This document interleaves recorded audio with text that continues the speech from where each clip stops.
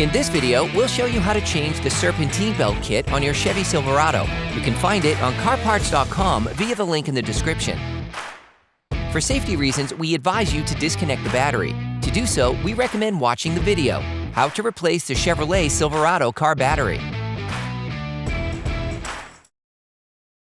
Remove the engine cover. Pull on it to unclip it. Remove the air hose by pulling on it. Using a flathead screwdriver, loosen the holding clips for the air intake duct on the airbox.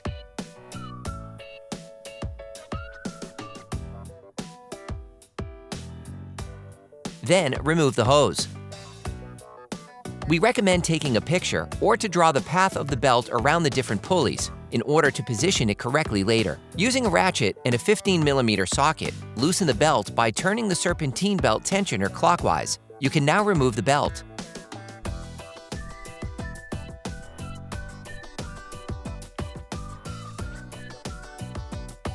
When changing the belt, you should also replace the tensioner pulley and the idler pulley. Using a ratchet and a 15mm socket, unscrew the two retaining bolts.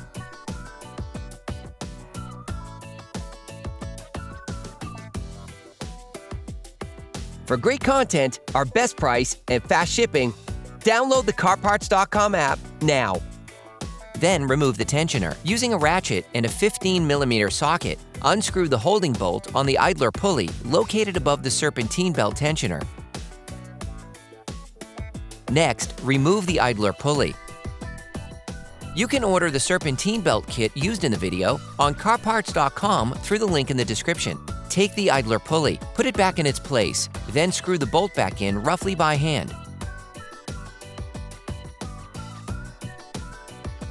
Finish tightening using a torque wrench. Take the belt tensioner, then tighten the bolts by hand.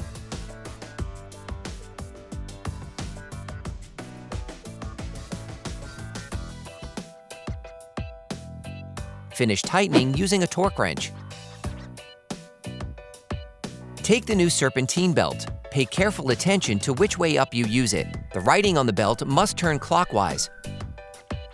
You can now put the Serpentine belt back in place. Slide the new belt around the different elements, respecting the layout from the initial assembly.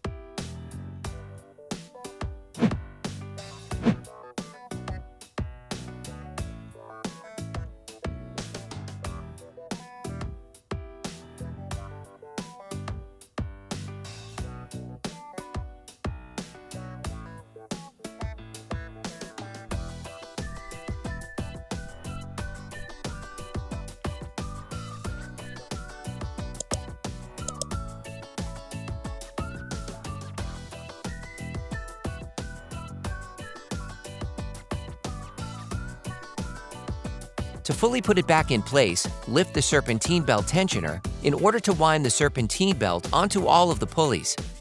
Then release the belt tensioner to fully extend the belt. Replace the air intake duct.